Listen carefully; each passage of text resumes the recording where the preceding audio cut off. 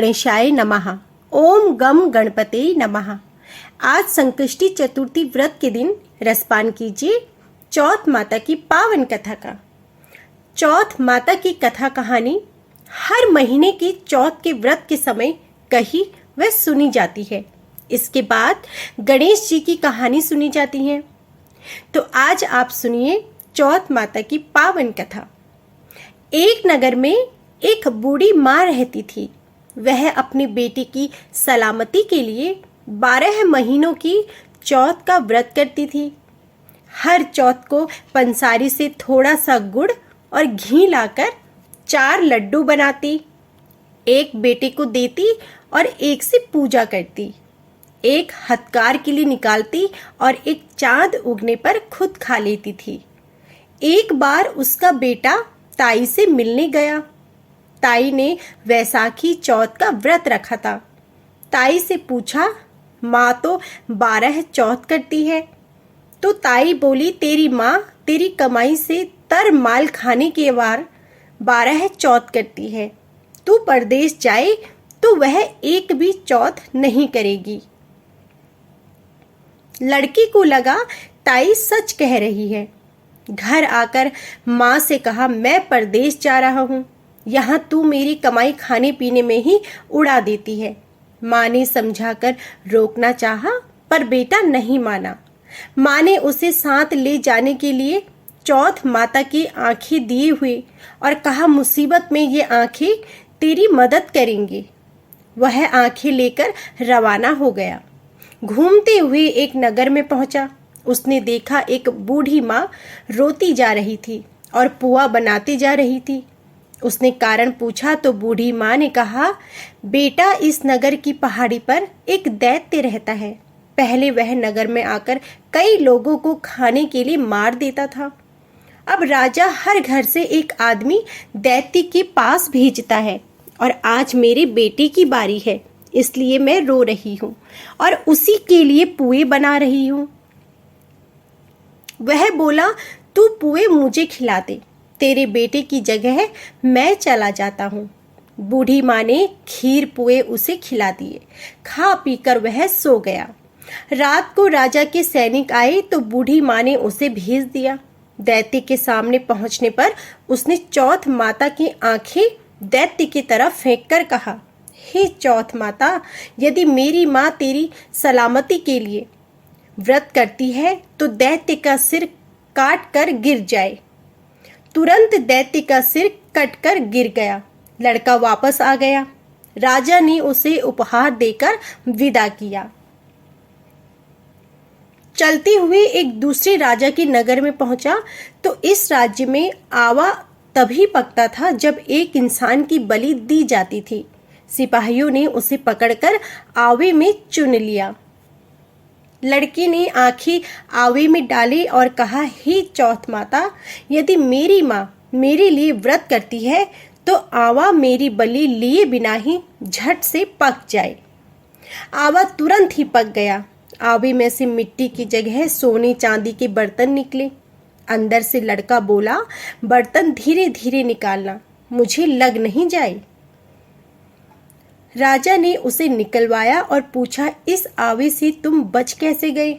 लड़की ने बताया कि उसकी माँ चौथ माता का व्रत करती है और व्रत के कारण ही वह बच पाया है। राजा को विश्वास नहीं हुआ। उसने एक चांदी की सुराही मंगवाई और कहा कि सुराही की नली से निकलकर दिखाओ, तभी मुझे विश्वास होगा। लड़की ने चौथ माता को याद करके आंखें सुराही में डाली और कहा, मैं भंवरा बनूं, सुराही से निकलूं। लड़का भंवरा बनकर सुराही से निकल गया। राजा ने खुश होकर राजकुमारी की शादी उसके साथ करवाई और सभी लोगों को चौथ माता का व्रत करने को कहा। उसे अपनी माँ की याद आई।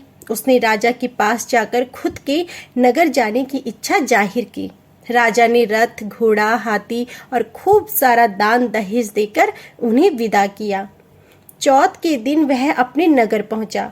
वह अकेला पंसारी के यहाँ माँ का इंतजार करने लगा। सोचा, आज चौथ है तो माँ यहाँ जरूर आएंगी। थोड़ी देर बाद लकड़ी टेकती हुई माँ आती दिखी। उसकी माँ की आंखों में जाले आने के कारण दिखना कम हो गया था। लड़के ने जानबूझकर अपना पैर लकड़ी पर लगा दिया और कहने लगा, बलरी पूत काटी मेरी पैर के लगा दी। माँ ने उसे नहीं पहचाना। कहने लगी, भैया मुझे चाहे कितनी गाली निकालो पर मेरे बेटे को कुछ मत कहना।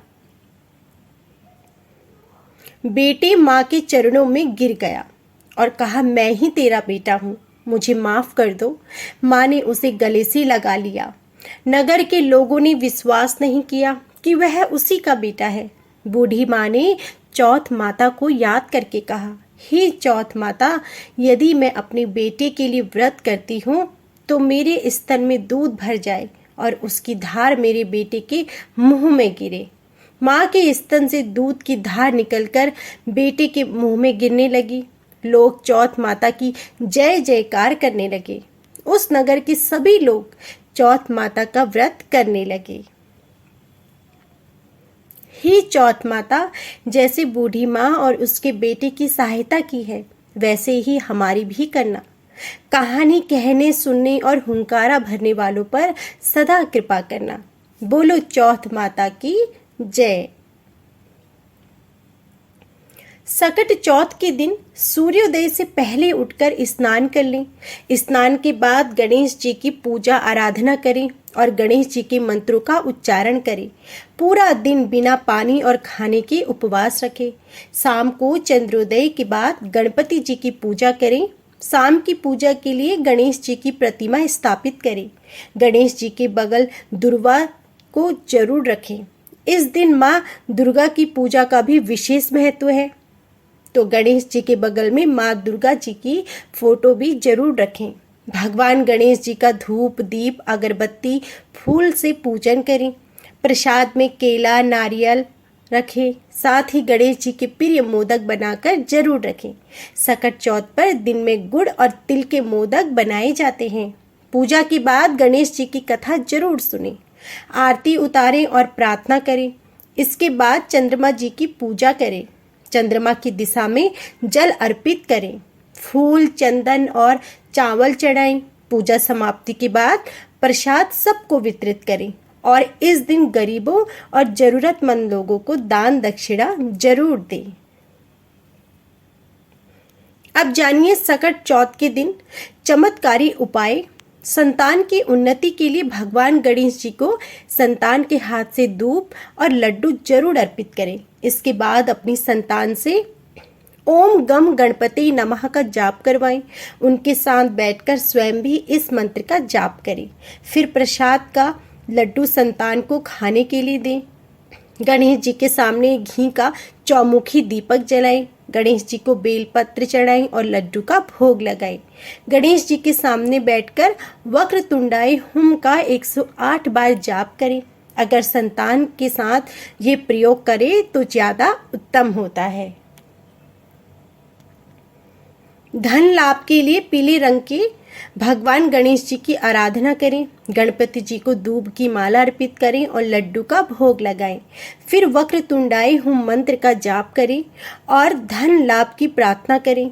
दूब की माला अपने पास सुरक्षित रखें।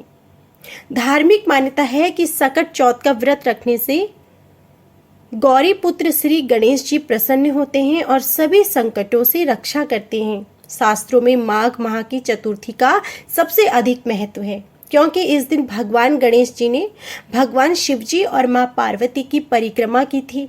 जो लोग सकट चौथ के दिन विघ्नहर्ता श्री गणेश जी की पूजा करते हैं, उनकी सभी मनोकामनाएं पूरी होती हैं।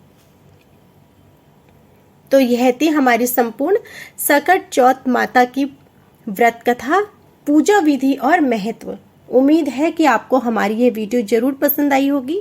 वीडियो पसंद आई हो तो प्लीज़ वीडियो को लाइक जरूर कीजिएगा।